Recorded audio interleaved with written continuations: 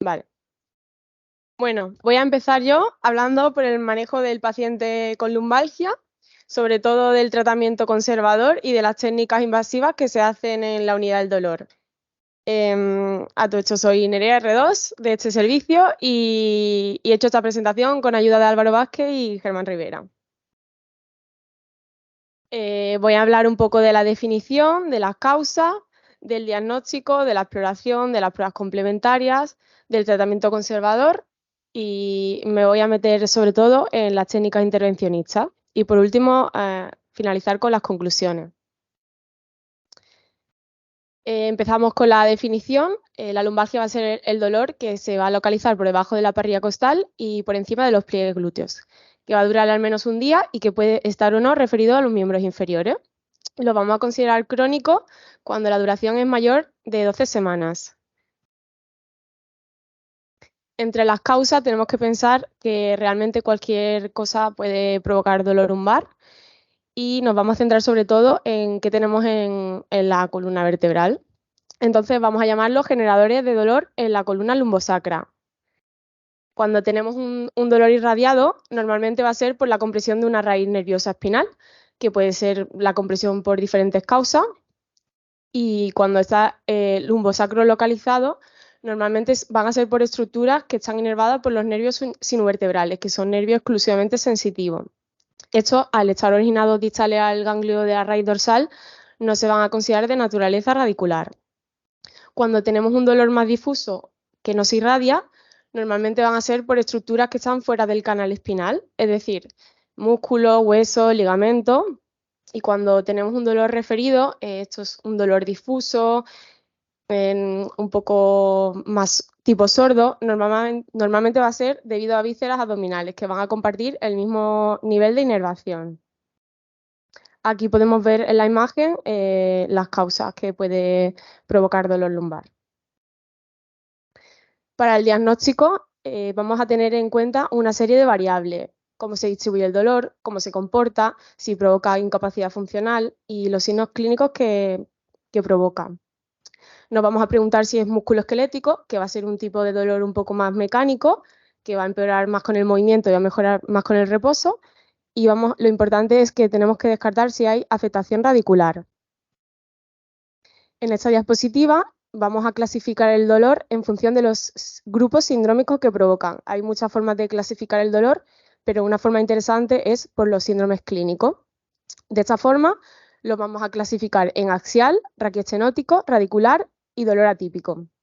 Cuando hablamos de dolor lumbar axial, esto va a ser un dolor localizado al nivel lumbar que está poco irradiado, puede irradiarse un poco hacia la ingle, hacia la parte posterior del muslo, pero en general no va a sobrepasar la rodilla y normalmente se debe a afectación de la articulación cigoapofisaria. Esto también puede ser por diferentes causas, pero las más frecuentes son las causas degenerativas. En la imagen se puede ver en las partes rojas cómo se va a distribuir el dolor y abajo dónde estaría la causa del dolor que lo provoca. El síndrome raquioestenótico va a ser frecuente en edad avanzada y este va a ser un dolor un poco más dinámico que se va a irradiar a ambos miembros inferiores. Normalmente las causas van a ser la estenosis del canal lumbar y esto puede ser por diferentes causas, ya sea hipertrofia del ligamento amarillo, etcétera. Localizada a ese nivel, donde se ve en rojo cómo comprimiría el canal. En cuanto al dolor radicular, va a ser aquel que va a seguir una distribución nerviosa más determinada y va a ser un dolor pues, de tipo neuropático, de características lancinantes, agudo, etc. Puede ser provocado por hernia o estenosis de la salida de las raíces nerviosas. Otro dolor que no sigue estos patrones se va a considerar dolor atípico, que puede estar acompañado o no de signos de alarma y puede ser debido a muchísimas causas. Entre ellas también se va a incluir el dolor nociplástico. Haciendo un poco más de hincapié en la radiculopatía lumbrosacra, en los pacientes de edad avanzada va a ser más común los cambios degenerativos que van a afectar tanto a disco como a las articulaciones facetarias. Y, por ejemplo, en la imagen se puede ver cómo los osteofitos de la faceta van a comprimir van a comprimir la raíz nerviosa, en este caso la raíz de L3 derecha. Sin embargo, las hernias de disco van a ser más frecuentes en pacientes menores de 50 años.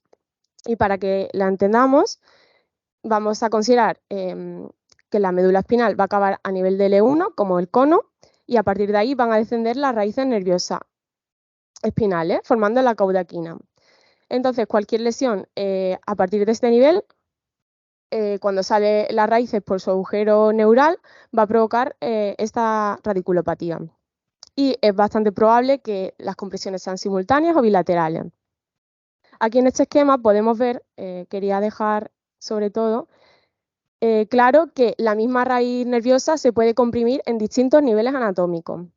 Como vemos en esta imagen, las hernias en amarillo, centrales o paracentrales, van a comprimir las raíces que bajan hacia niveles inferiores. Cuando se trata de una hernia foraminal, va a comprimir la raíz que sale en ese nivel, y cuando se trata de hernias extraforaminales, van a comprimir las raíces que salen por el nivel superior. Y aquí se puede ver en diferentes colores donde salía el nivel de la hernia. Esto, para que se entienda, he puesto aquí un ejemplo de compresión de la raíz de L5, que puede estar comprimida, por ejemplo, a nivel paracentral L4, L5, como se vería aquí, a nivel extraforaminal L5, S1, como se vería aquí, que no está rodeada por grasa hiperdensa, que sería lo normal, como en este nivel, que la raíz está normal. O, sin embargo, hernias discales centrales en niveles superiores, L2, L3 o L3, L4. Todas estas provocarían la compresión de la raíz L5. En cuanto a la exploración, si puedes, Salva, ven, un segundo. Para hacerlo un poco más dinámico, lo más importante, ¿vale?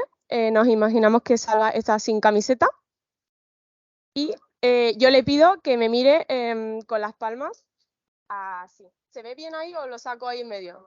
Venga.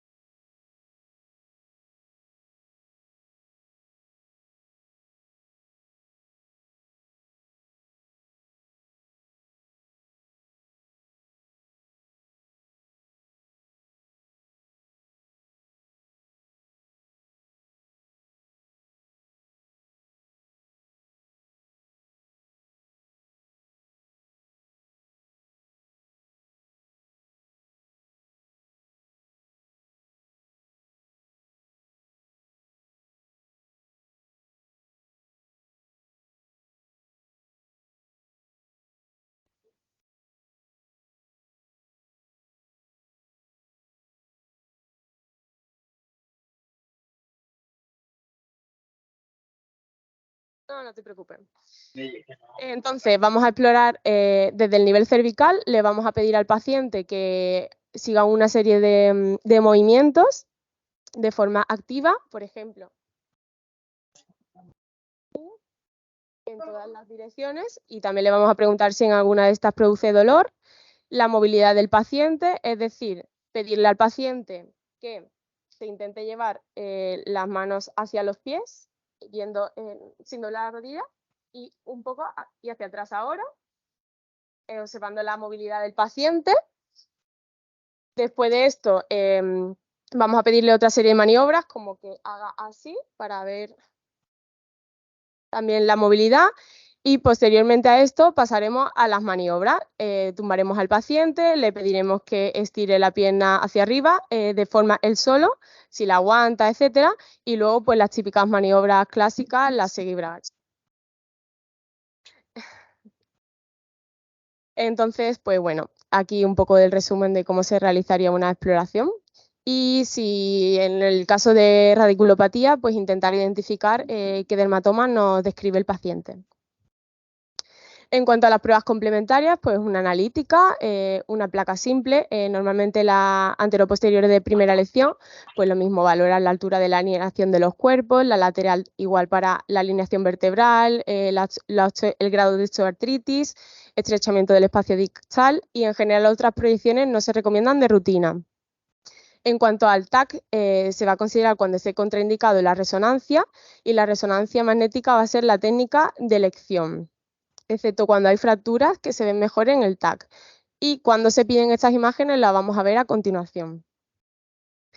Entonces, una cosa importante es que existe escasa correlación clínica radiológica, por tanto no se van a pedir de rutina a menos que el paciente presente signo de alarma, fiebre, antecedentes de cáncer, pérdida de peso, una neuropatía neurológica grave, síntomas urinarios, etc. Entonces vamos a realizar esta prueba de imagen de entrada. En nuestro caso, por ejemplo, en la estenosis de canal, que vayan a considerarse la cirugía, o en la radiculopatía, que también se puede considerar la cirugía o las inyecciones epidurales, vamos a diferir esta prueba tras la prueba de tratamiento. De forma que si la lumbalgia mejora en el primer mes de prueba, no va a hacer falta una prueba de imagen, o si ya conocemos imágenes del paciente y no hay cambios clínicos, tampoco la vamos a considerar. También la guía NICE te dice claramente que no hace falta pruebas de imagen como requisito para la denervación de facetas cuando la lumbalgia es específica de la articulación facetaria.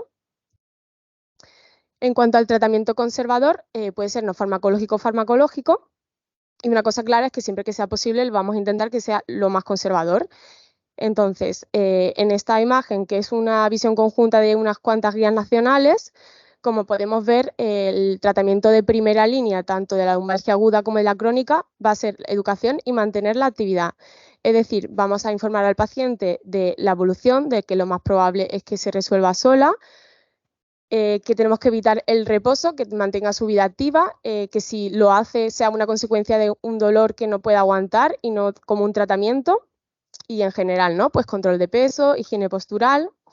En cuanto al ejercicio físico, va a ser de primera línea en la crónica y va a estar algo limitado en la aguda, pero principalmente por el dolor. Sobre todo va a mejorar el dolor y la funcionalidad y lo vamos a centrarlo en fortalecer todo lo que es el tronco, abdomen y espalda. Puede hacerse ejercicios aeróbicos, pilates y también se mencionan en muchos estudios los ejercicios con componente mente-cuerpo como el tai chi y el yoga. Y otra parte del tratamiento conservador pues sería el tratamiento con fisioterapia, con la terapia manual. En cuanto al tratamiento farmacológico, que el objetivo sea mejorar la función y la calidad de vida, pero en la práctica clínica lo normal es que se combine con el no farmacológico. Para el dolor subagudo va a ser el objetivo que permita las terapias activas que hemos comentado antes. En general, el paracetamol no está recomendado y los AINES serían la primera línea del farmacológico, en el que ninguno sería superior y estos tienen un techo, por lo que lo ideal es que se use la mínima dosis posible y durante cortos periodos. Los relajantes musculares, que no sean benzodiazepinas, se van a hacer como terapia complementaria solo en casos de exacerbación de dolor miofacial. Y, por ejemplo, de segunda línea, cuando los AINES son parcialmente efectivos, podemos utilizar la duloxetina o el tramadol. Una ventaja que tiene el tramadol es que se puede usar tanto permanente como cuando el paciente lo necesite, mientras que la duloxetina la tiene que utilizar todos los días, se la tiene que tomar todos los días para que sea efectiva. Y esta la vamos a utilizar sobre todo si sospechamos que el paciente tiene riesgo de abuso con el tramadol. El resto de fármacos en general no se recomiendan de rutina. Aquí dejo un par de estudios en el que hablan de los corticoides sistémicos que en general no se recomiendan, pero sí que hay una evidencia de que cuando hay un dolor agudo con un carácter neuropático severo, sí que puede mejorar el dolor a corto plazo. Y tanto la pregabalina como la gabapentina también se pueden utilizar en el tratamiento del dolor neuropático. En cuanto a los opioides, lo vamos a iniciar solo en los pacientes con síntomas incapacitantes y persistentes que no han mejorado a pesar de las terapias anteriores. Idealmente vamos a empezar con opioides menores y vamos a escalar la dosis en función que sea necesario. Normalmente lo ideal es que sea oral, pero por ejemplo si hay dificultad para tragar, pues se podría utilizar transdérmico. Lo vamos a dividir en liberación prolongada e inmediata y algo importante es que los pacientes que nunca han tomado opioides, lo ideal es que no se empiecen por liberación prolongada, porque esto va a dificultar un poco la titulación de la dosis. Y lo vamos a utilizar pues, cuando el paciente presenta un dolor continuo o si el paciente tiene deterioro cognitivo o alguna otra patología similar que vamos a ver que no va a ser capaz de dosificarse como debe. Esto va a ser mediante formulaciones orales de liberación prolongada o parches de fentanilo o buprenorfina. Igualmente en esos pacientes también haría falta tener opioides de liberación inmediata cuando tengan episodios de dolor irruptivo. En cuanto a la insuficiencia renal, o bien vamos a utilizar fármacos que no se eliminan por vía renal, como la buprenorfina o el fentanilo, o disminuir las dosis de los otros fármacos. En cuanto a los efectos secundarios graves, una cosa importante sería la hiperalgesia inducida por opioides, puesto que algunas veces, si nos derivan a dolor un paciente con lumbalgia y vemos que tiene mucha dosis de opioide, esto podría ser por un aumento del dolor paradójico que produciría esta dosis de opioide. En este estudio y en otros estudios que vigilan cómo funcionan los opioides a largo plazo, se ha visto que los resultados a largo plazo son peores en cuanto a la incapacidad, a la fatiga, incluso a la interferencia del dolor. Entonces esto, relacionado también con los riesgos que produzca, pues nos hace pensar si los opioides van a ser útiles a largo plazo.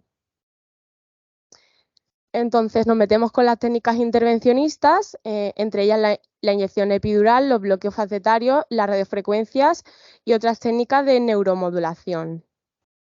Aquí dejo una imagen de un poco de anatomía, ¿no? Que nos va a servir mucho para las técnicas intervencionistas, en las que se compara la anatomía de la vértebra con un perrito escocés. Las inyecciones epidurales se van a utilizar para el tratamiento de la radiculopatía lumbar, normalmente con corticoides, y la vamos a hacer mediante 3 abordajes. En general, cuando el paciente describe un dolor que puede ser un poco más extenso, es decir, que afecte a más de 3 dermatomas, podemos utilizar la técnica interlaminar. Esto a costa de que la especificidad sea menor, porque se realizaría en el espacio epidural dorsal. Cuando el dolor está más localizado, se utilizaría de preferencia la técnica transforaminal. Se considera más específica porque al inyectarse la medicación en el espacio epidural anterolateral, este por anatomía estará más cerca de la raíz nerviosa. Y cuando no se puede ninguna de estas técnicas, se utilizaría la caudal, es decir, cuando el paciente está operado de cirugía de columna y el abordaje pues, no termina de ser inseguro por las otras técnicas. Aquí se revisa un poco la evidencia y te dice que, o sea, estudia la evidencia después de la cirugía y en las 3 técnicas la evidencia sería 1A. Los corticoides, que son los que se van a utilizar en la inyección epidural, van a tener sobre todo su acción por el efecto antiinflamatorio. Los vamos a dividir en particulados y no particulados. Dentro de los particulados, triancinolona, metilprednisolona y betametasona.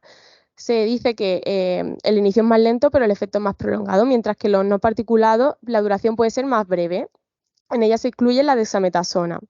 Entonces, ¿qué se sabe de ellos? Aquí dejo un cuadrito de las dosis, que a las dosis equivalentes no hay ninguno superior. Lo que está estudiado es que si la inyección va a ser por debajo del E3, la primera línea de tratamiento puede ser cualquiera de los dos, y si la duración de la acción con la DEXA no es satisfactoria, se puede utilizar en este caso particulado. Sin embargo, cuando la inyección es por encima del E3, está recomendado la dexametasona. ¿Y esto qué explicación tiene? Esto tiene una explicación que si hay una inyección accidental intravascular mediante corticoides particulados, hay mayor riesgo de que se formen microémbolos y, por tanto, de isquemia medular por afectación de la arteria de Adams-Kiewicz. Esta que la mayoría de pacientes se se generan en el nivel izquierdo de T9-L2, hay algunas variantes algo más bajas, incluso hasta L3, y por tanto, como irriga a los nervios raquídeos, el ramo ventral y el dorsal, pues en caso de lesión podríamos tener secuelas neurológicas. En este estudio se compara diferentes dosis de dexametasona en cuanto a reducción del dolor y aumento de la glucemia, y se concluye que de 4 a 8 miligramos no disminuye. No hay grandes cambios en la disminución del dolor y tampoco hay aumentos significativos de la glucemia, lo que sería interesante que se puede usar 8 miligramos de dexametasona en pacientes diabéticos. Aquí dejo un cuadrito de los volúmenes que se suelen utilizar, pero la idea general es que cuanto más lejos estemos de la diana, se van a necesitar volúmenes mayores para alcanzarla. La explicación de utilizar los anestésicos locales van a ser sobre todo en la fase diagnóstica, en las que les vamos a preguntar al paciente si ese día notó un alivio inmediato del dolor, pero también tiene utilidad para disminuir el dolor que vamos a provocar nosotros por los efectos de la presión de la medicación. Entonces, esto va a tener una fase diagnóstica en la que dos técnicas va a estar separadas de al menos una semana y vamos a considerar que al paciente le funciona cuando mejora el dolor al menos un 50% durante al menos 3 semanas. Y en la fase terapéutica, pues la vamos a separar al menos 2 meses. Aquí dejo algunas imágenes de las técnicas, de la técnica interlaminar, y abajo se ve cómo el contraste se difundiría por el espacio epidural posterior. Por el otro lado tenemos las caudales, pues lo mismo, ¿no? Y aquí dejo un estudio que te dice que las caudales podrían ser guiadas por ecografía y que tuvieron los mismos resultados, o sea, fueron tan eficaz como las técnicas con escopia y además no irradió a los profesionales. Aquí tenemos imágenes de la técnica transforaminal, te habla de un triángulo de seguridad que es justo debajo del pedículo, que sería como la orejita del perro, para evitar pinchar el nervio, si pinchamos un poco más abajo. En cuanto a los bloqueos facetarios, se van a utilizar tanto para el diagnóstico como para el tratamiento de la lumbalgia debido a la patología de la articulación facetaria, y la técnica va a ser pues denervando las facetas. Esta técnica sobre todo se usa cuando vamos a realizar posteriormente ablación por radiofrecuencia. Una cosa importante es saber que cada articulación facetaria va a estar inervada por las ramas del nervio raquídeo de ese nivel y del superior. Por tanto, si queremos atacar a una faceta, tendremos que hacer mínimo 2 inyecciones. Y el objetivo va a ser bloquear los ramos mediales de los ramos dorsales de los nervios raquídeos, que van a ser los que inervan esta zona. Entonces, el examen físico nos va a ayudar a determinar los niveles por palpación de apófisis espinosa y de los rebordes óseos. Y entonces también te dice que esto es mejor que los estudios de imagen, pues ya hemos hablado antes que no sería un requisito previo. También comentamos que este bloqueo diagnóstico sería el único método fiable para saber que esto es lo que va a ayudar al paciente. En otros estudios hablan de una serie de objetivos, como cuando se considera un bloqueo exitoso de esta técnica. Se habla que cuando la reducción del dolor va a ser mayor o igual al 50%, y cuando tengamos un falso positivo, sobre todo va a ser porque al meter mucho volumen puede llegar a estructuras adyacentes que pueden ser también generadoras de dolor y por tanto no va a ser verdad. O si el paciente ese día está en reposo y no le duele, pues puede entender que no le duele por el reposo en vez de por la medicación. Sin embargo, los falsos negativos suele ser porque no ha llegado anestesia a nuestra diana o precisamente porque el procedimiento ha causado un dolor y el paciente lo entiende así. En cuanto al volumen inyectado, para el bloqueo de las ramas mediales te habla de 0,5 a 1 mililitro y para la intraarticular algo más. Y lo mismo, ¿no? Pues un volumen excesivo se puede propagar a otras estructuras y entonces disminuiría la especificidad. Se habla del momento óptimo, como 3 meses de tratamiento conservador antes, y el número de bloqueos diagnósticos pues va a estar un poco en discusión, ¿no? En la pública normalmente se hace uno, pues por las listas de espera es difícil hacer 2 antes de la radiofrecuencia. En general no se recomiendan los los corticoides, es decir, que no se hace una inyección terapéutica de rutina, y las excepciones de esto va a ser cuando sospechemos que el dolor sea inflamatorio o cuando realmente no queremos hacer técnicas ablativas. Por ejemplo, en los atletas jóvenes, en lo que la inyección terapéutica nos ayudaría para un alivio moderado del dolor. Aquí vemos algunas imágenes también de cómo se realizaría esta técnica. Cuando los niveles son superiores, normalmente el rayo va con una posición oblicua y en los niveles más inferiores desde anteroposterior. En la esquina abajo se ve como el contraste, habría que poner muy poquito porque esto también afectaría al volumen y especialmente se hace pues para descartar que estemos intravascular.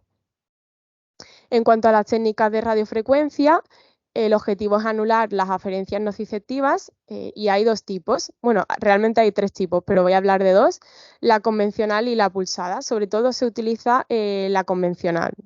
Entonces, el objetivo de la convencional es la ablación. Esto quiere decir que va a hacer destrucción térmica del tejido, por lo que solo se puede hacer en nervios que sean exclusivamente sensitivos. De esta forma va a haber una corriente continua con una temperatura mayor de hasta 80-90 grados y así se va a quemar el tejido. Se utiliza sobre todo en dolor facetario, que se realizaría radiofrecuencia de la rama medial del ramo posterior, en el que el requisito sería pues, que sea un bloqueo positivo en la técnica anterior. En cuanto a la pulsada, es algo diferente porque el objetivo es neuromodular, es decir, va a interrumpir la señal del dolor, pero no va a causar daño tisular difuso. Y esto se consigue porque la energía se transmite en pulsos, por tanto no se llega a calentar tanto el tejido y no va a destruirlo, normalmente menos de 42 grados centígrados. Esto se puede utilizar para el dolor radicular mediante radiofrecuencia del ganglio de la raíz dorsal.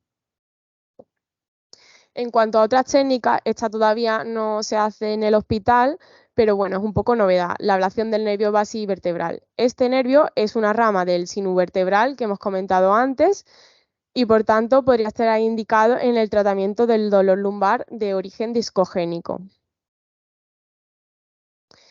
En cuanto a la neuromodulación, tenemos neuroestimulación medular, que habla un poco del mecanismo porque al estimular las fibras A beta que no son nociceptivas, esto disminuiría la transmisión del dolor por las A delta y las C. Y esto se consigue implantando 1 o 2 electrodos en el espacio epidural posterior. Y para que sea efectivo, las parestesias que genere deben abarcar más del 80% de las áreas del dolor. Existen como diferentes indicaciones y te habla un poco de que la evidencia es diferente según la indicación. La más indicada sería el síndrome de dolor espinal persistente, que es el antiguo síndrome de espalda fallida, que esto a la vez puede ser por muchas causas, ya sea por fibrosis del canal, porque provoque inestabilidad, etc. Se considera que es incluso más efectiva que la reintervención. Que el dolor radicular responde mejor que el lumbar y en general se considera una técnica no invasiva. Las complicaciones más frecuentes de esta técnica suelen ser más las relacionadas con el dispositivo, ¿no? Pues que migren los cables, que se rompan, que falle el sistema informático, etc.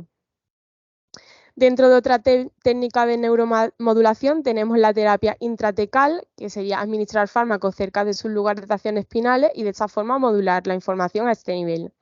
¿Cuándo vamos a considerar esta técnica? Cuando el patrón de dolor es algo más difuso y creemos que no podría estar cubierto por la neuroestimulación medular. Para esta técnica se necesita que el dolor sea refractario y tengamos un diagnóstico claro, por lo que tenemos que hacer una evaluación completa para descartar trastornos psicológicos graves, que las comorbilidades del paciente estén optimizadas, etc. La FDA solo aprueba de momento la morfina y el ciconotide. Y hago especial mención a este fármaco porque se va a empezar a utilizar en el hospital, antes no se utilizaba, y es un péptido que deriva de una toxina paralizante de un caracol acuático y su mecanismo de acción es que bloquea de manera selectiva los canales de calcio tipo N y entonces de aquí su mecanismo analgésico. En cuanto a otros intervencionismos, tenemos las terapias intradiscales, que podrían ser alternativas a otras cirugías. Entre ellas está el Resadix, que también se ha empezado a utilizar aquí. Serviría para el tratamiento de una hernia discal lumbar que tiene que cumplir una serie de características. y esto provocaría una descompresión discal percutánea. Tiene un tipo de técnica diferente, una resonancia molecular cuántica, que es súper precisa, que lo que hace es desintegrar enlaces moleculares del núcleo pulposo a baja temperatura, y eso lo que permite es que no dañe otras estructuras adyacentes. Y en cuanto a la cirugía, pues lo que se sabe es que los beneficios son más rápidos que con otras terapias conservadoras, pero sin embargo a largo plazo, a partir de los 12 meses, pues esos beneficios empiezan a disminuir. Entonces, para finalizar, concluimos con que es fundamental un buen diagnóstico, descartar los signos de alarma, identificar las estructuras que nos provocan dolor, que serán nuestros puntos diana, que la prevención del dolor lumbar es la mejor estrategia, que como primera línea del tratamiento sería conservador, especialmente educación y ejercicio físico, que el tratamiento farmacológico es individualizado y complementario al resto de abordajes, sobre todo tenemos que limitar los opioides a los pacientes seleccionados, y que si no mejora tras un periodo de prueba del tratamiento conservador, entonces estarían indicadas las técnicas intervencionistas. Y esto es todo. Pasamos a las preguntas.